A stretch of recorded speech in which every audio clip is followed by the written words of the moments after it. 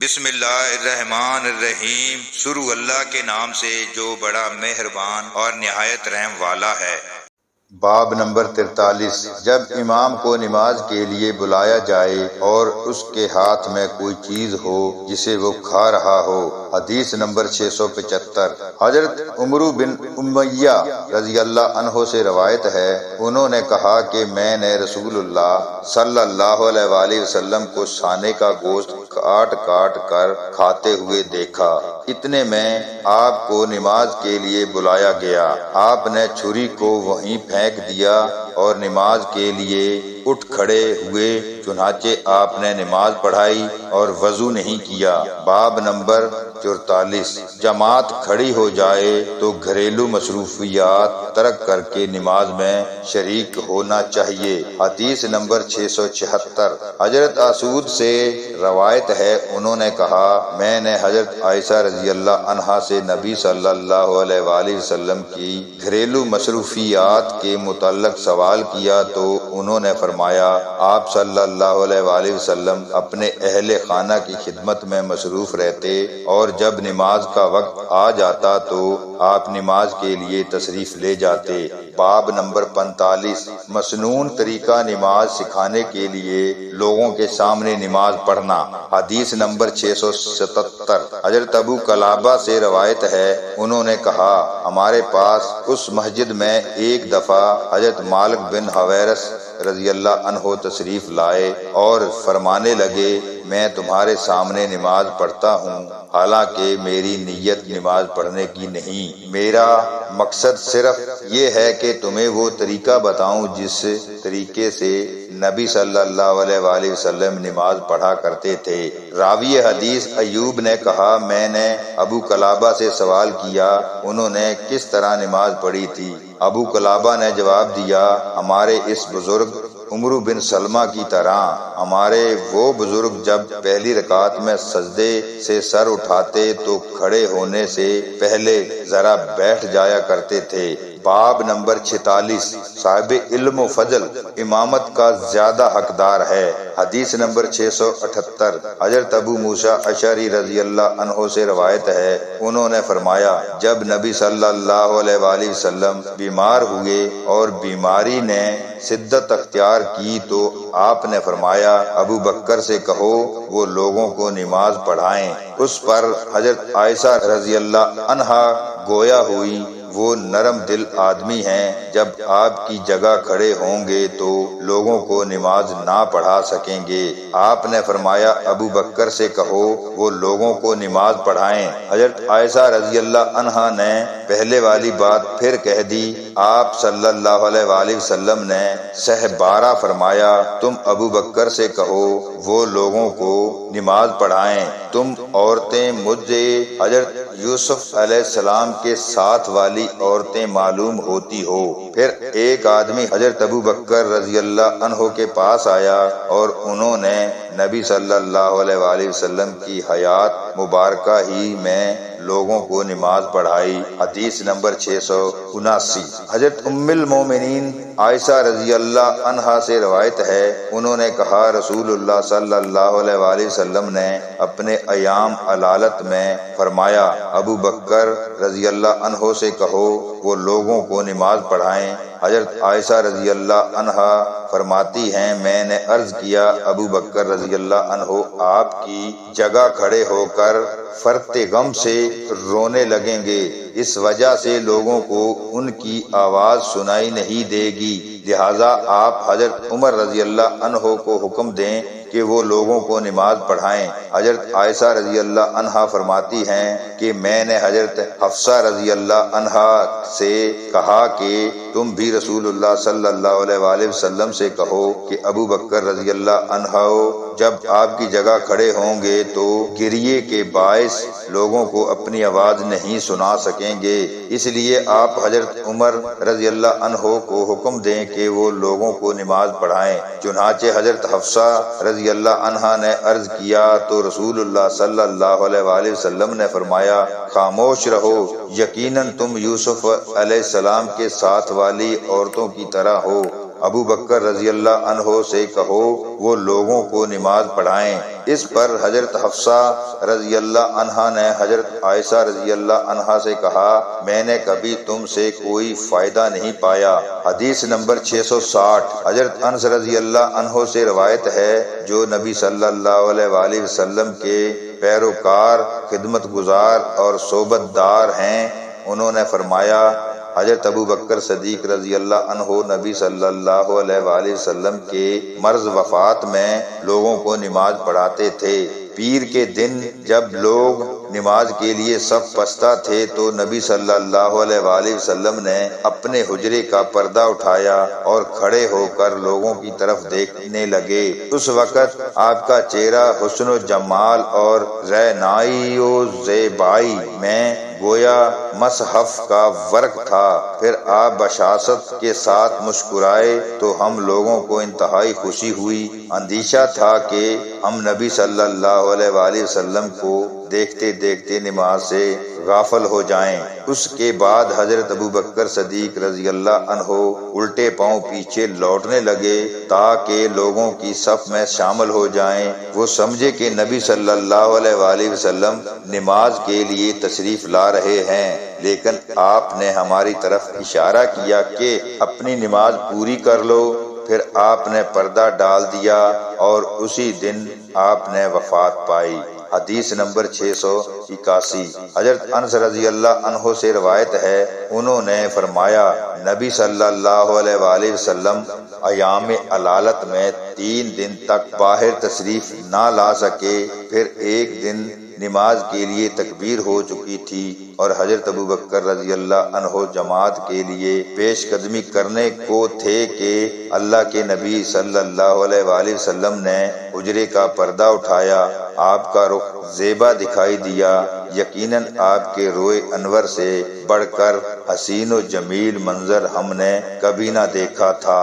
نبی صلی اللہ علیہ وآلہ وسلم نے اپنے ہاتھ سے اشارہ کر کے حضرت ابو بکر صدیق رضی اللہ عنہ کو نماز کے لیے آگے بڑھنے کو کہا اور پردہ گرا دیا۔ اس کے بعد کوئی بھی آپ کو نہ دیکھ سکا حتیٰ کہ آپ دائی اجل کو لبیک کہہ گئے۔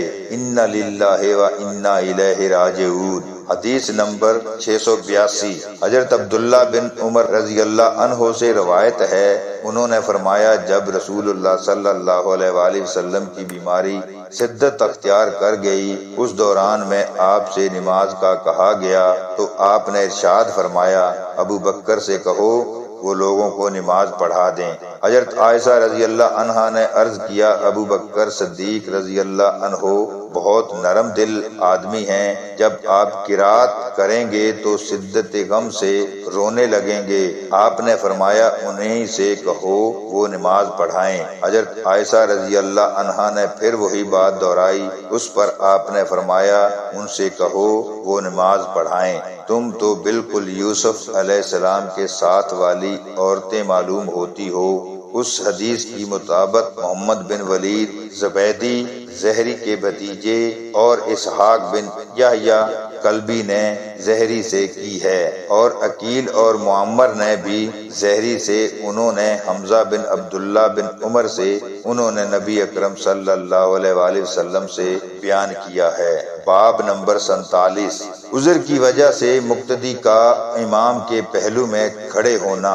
حدیث نمبر 683 حضرت عائشہ رضی اللہ عنہا سے روایت ہے انہوں نے فرمایا رسول اللہ صلی اللہ علیہ وآلہ وسلم نے دوران علالت میں حکم دیا کہ حضرت ابو بکر صدیق رضی اللہ عنہ لوگوں کو نماز پڑھائیں، چنانچہ وہ اس دوران میں نماز پڑھاتے رہے۔ حضرت عروہ کہتے ہیں ایک دن رسول اللہ صلی اللہ علیہ وآلہ وسلم نے کچھ افاقہ محسوس کیا، چنانچہ آپ باہر تشریف لائے تو دیکھا کہ حضرت ابو بکر رضی اللہ عنہ لوگوں کو نماز پڑھا رہے ہیں۔ جب ابو بکر صدیق رضی اللہ عنہ کی نگاہ آپ صلی اللہ علیہ وآلہ وسلم پر پڑی تو انہوں نے پیچھے ہٹنا چاہا، لیکن آپ نے اشارہ فرمایا کہ اپنی جگہ پر رہو۔ اس کے بعد رسول اللہ صلی اللہ علیہ وآلہ وسلم حضرت ابو بکر صدیق کے پہلو میں ان کے برابر بیٹھ گئے۔ اندرین حالات حضرت ابو بکر صدیق رضی اللہ عنہ رسول اللہ صلی اللہ علیہ وآلہ وسلم کی اقتدا میں نماز ادا کر رہے تھے اور دیگر لوگ حضرت ابو بکر رضی اللہ عنہ کی اقتدا میں نماز پڑھ رہے تھے۔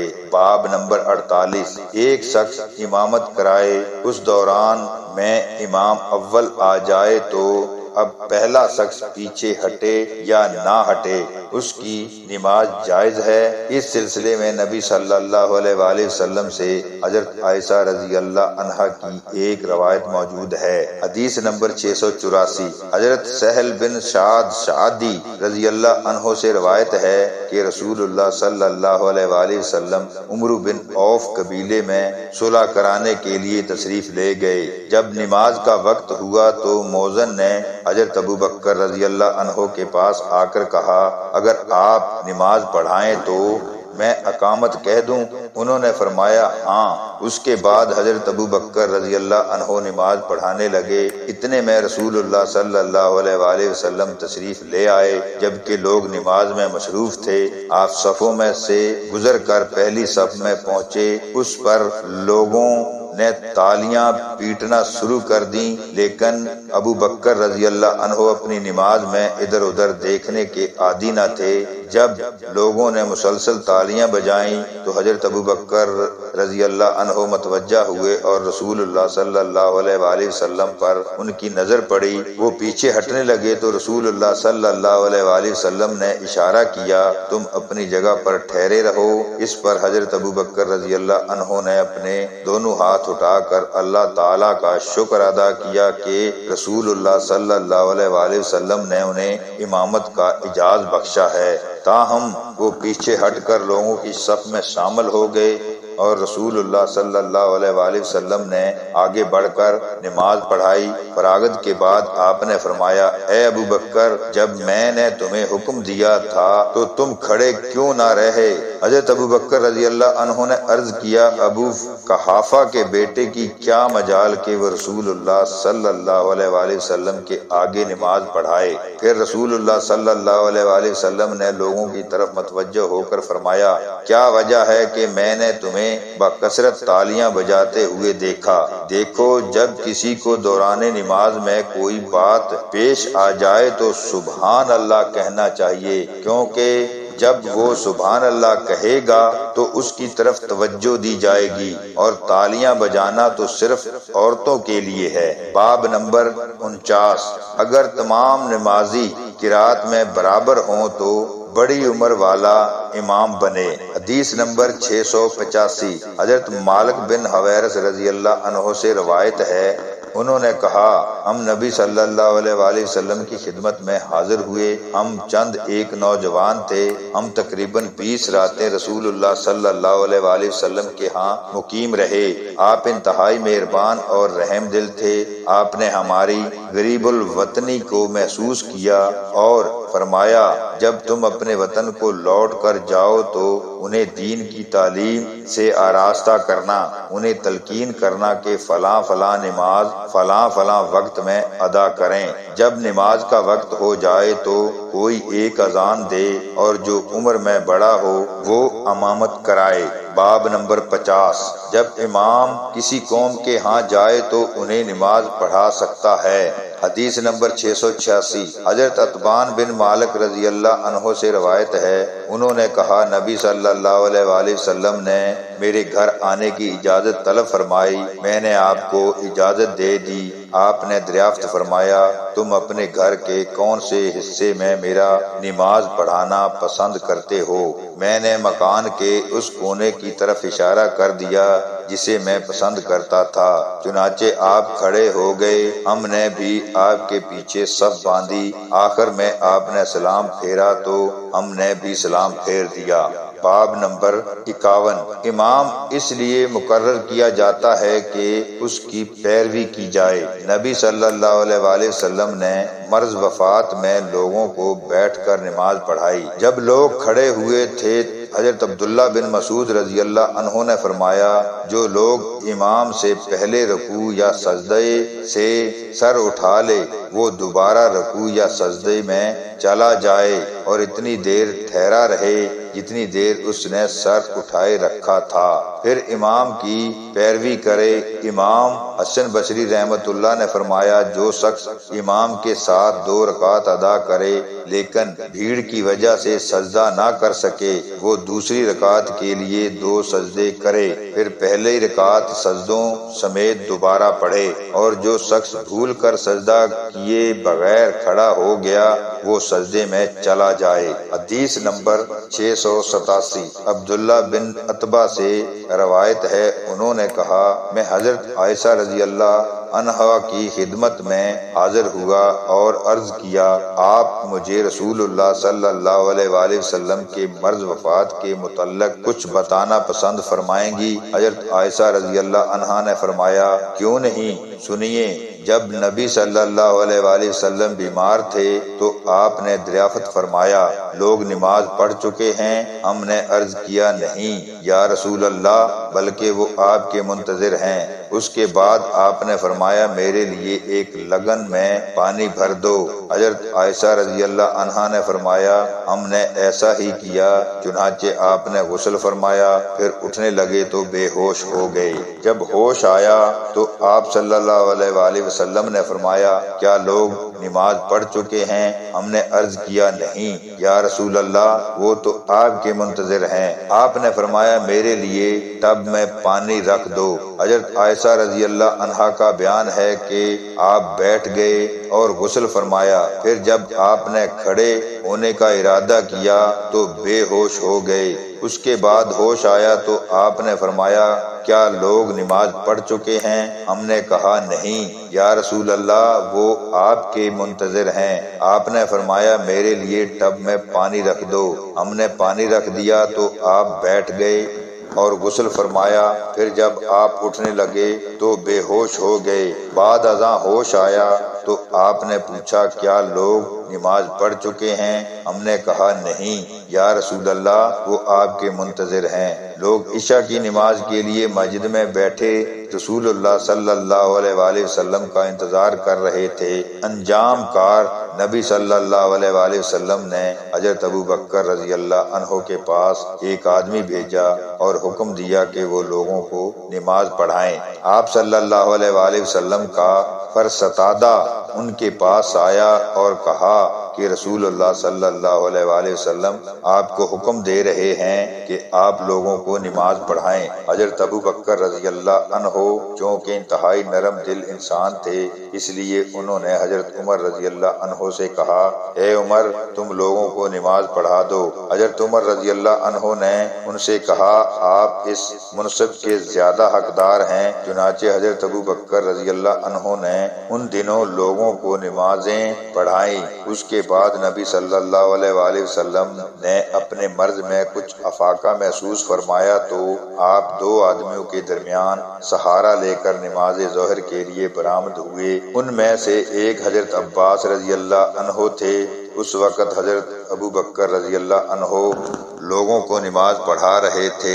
جب آپ کو حضرت ابوبکر رضی اللہ عنہ نے دیکھا تو پیچھے ہٹنے لگے، مگر نبی صلی اللہ علیہ وآلہ وسلم نے اشارہ فرمایا کہ پیچھے نہ ہٹیں۔ پھر آپ نے فرمایا، مجھے ان کے پہلو میں بٹھا دو۔ چنانچہ ان دونوں نے آپ کو ابوبکر رضی اللہ عنہ کے پہلو میں بٹھا دیا۔ اس وقت حضرت ابوبکر رضی اللہ عنہ تو کھڑے ہو کر نبی صلی اللہ علیہ وآلہ وسلم کی اقتداء میں نماز پڑھ رہے تھے، جبکہ لوگ حضرت ابوبکر رضی اللہ عنہ کی اقتداء میں نماز ادا کر رہے تھے اور نبی صلی اللہ علیہ وآلہ وسلم بیٹھے ہوئے تھے۔ عبداللہ نے کہا، پھر میں عبداللہ بن عباس رضی اللہ عنہ کے پاس گیا اور ان سے کہا کہ میں وہ حدیث تمہارے گوشو گزار کروں جو مجھ سے حضرت عائشہ رضی اللہ عنہا نے رسول اللہ صلی اللہ علیہ وآلہ وسلم کے مرض وفات کے متعلق بیان کی ہے۔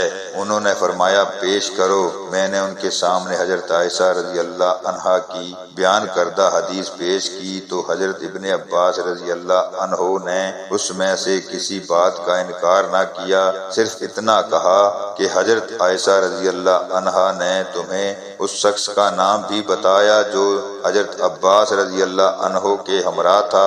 میں نے کہا، نہیں۔ ابن عباس رضی اللہ عنہ نے فرمایا وہ حضرت علی رضی اللہ عنہ تھے۔ حدیث نمبر 688 ام المومنین حضرت عائشہ رضی اللہ عنہا سے روایت ہے، انہوں نے فرمایا ایک مرتبہ رسول اللہ صلی اللہ علیہ وآلہ وسلم نے اپنے گھر میں نماز پڑھی، چونکہ آپ بیمار تھے اس لیے آپ بیٹھ کر نماز پڑھ رہے تھے، جبکہ لوگ دوران نماز میں آپ کے پیچھے کھڑے تھے۔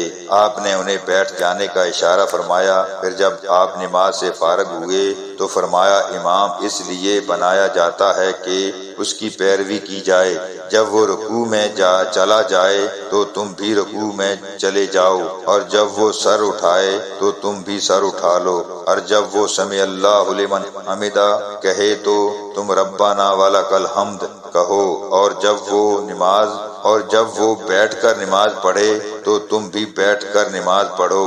حدیث نمبر 699 حضرت انس بن مالک رضی اللہ عنہ سے روایت ہے، ایک مرتبہ رسول اللہ صلی اللہ علیہ وآلہ وسلم گھوڑے پر سوار ہوئے تو اس پر سے گر پڑے، جس سے آپ کے دائیں پہلو میں چوٹیں آئیں، چنانچہ آپ نے ایک نماز بیٹھ کر پڑھی تو ہم نے بھی آپ کے پیچھے بیٹھ کر وہ نماز پڑھی۔